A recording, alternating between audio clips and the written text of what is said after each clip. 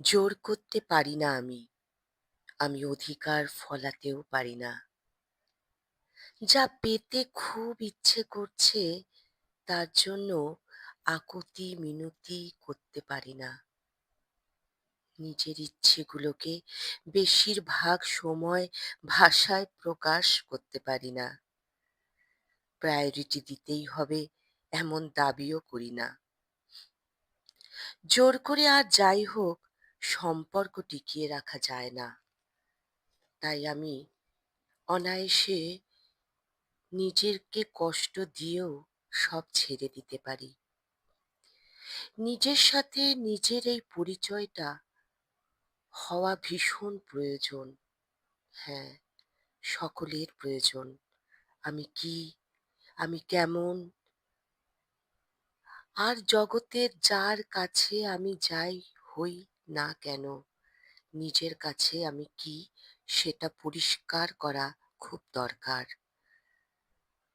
আয়নার সামনে নিজেকে একদিন দাঁড় করিয়ে পরিচয় করানোটা ভীষণ জরুরি।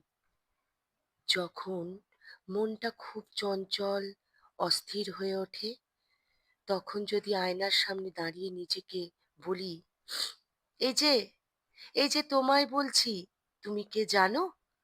তুমি সে যে নিজের কষ্টের কথা অন্যকে বলতে কেঁদে ফেলো। তুমি সে যার সাথে একটু কেউ হেসে কথা বললে তাকে বিশ্বাস করে নিজের সবটুকু খুলে বলে দাও। একবার ভাবো না, তোমার এই কথাগুলো শুনে সে অন্য কিছু তার মানেও করতে পারে। তুমি এত জটিলতায় যাও না। তুমি সে যে সবার খুশি চায়, সব্বাইকে আনন্দে রাখতে চায়। নিজের সবটুকু দিয়ে মনে করে পৃথিবীর সব্বাই ভালো থাকুক। তুমি সে যে সব্বাইকে ভালোবাসে, আর ভালোবেসে যদি কষ্টও পায় তাহলে আবার ভালোবাসে, আবার ভালোবাসে, আবার ভালোবাসে। আর আশা করে অন্যরাও তাকে ভালোবাসবে।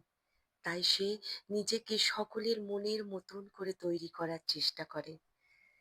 তাহলে ভগবান কি কখনো তোমার খারাপ চাইতে পারে? চাইতেই পারে না।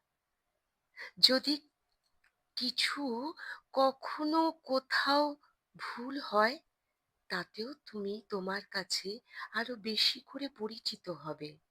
ভুলের দ্বারাই তো আমরা নিজেকে চিনব, বারবার চিনব। ভুল করে যদি ভয় পেয়ে যাই, যদি কুঁকড়ে সরে যাই, তাহলে তো এত সুন্দর জগৎটার সাথে পরিচয়ই আর হবে না। কোনো ঘটনায় নিজেকে পরিবর্তন করো না তুমি, কারণ তুমি তোমার কাছে বেস্ট। তুমি যেমন তেমনটাই থাকো, আর এগিয়ে চলো অনেক আগে। অন্যকে আনন্দ দাও, তাহলে ঈশ্বর তোমাকে আনন্দ দেবে। যে এক অনাবিল আনন্দের মধ্যেই প্রকৃতি ভাসছে, সেই আনন্দে তুমি নিজেকেও ভাসিয়ে নিয়ে যাও। শুধু একটু সহ্য করো, দেখবে কত খুশি তোমার জন্য অপেক্ষা করে আছে। শুধু একটু ধৈর্য ধরো, অনেক কিছু পাবে, অনেক কিছু পাবার আছে তোমার। কারণ তুমি সবচেয়ে সুন্দর, সবচেয়ে ভালো, সবার থেকে ভালো তুমি।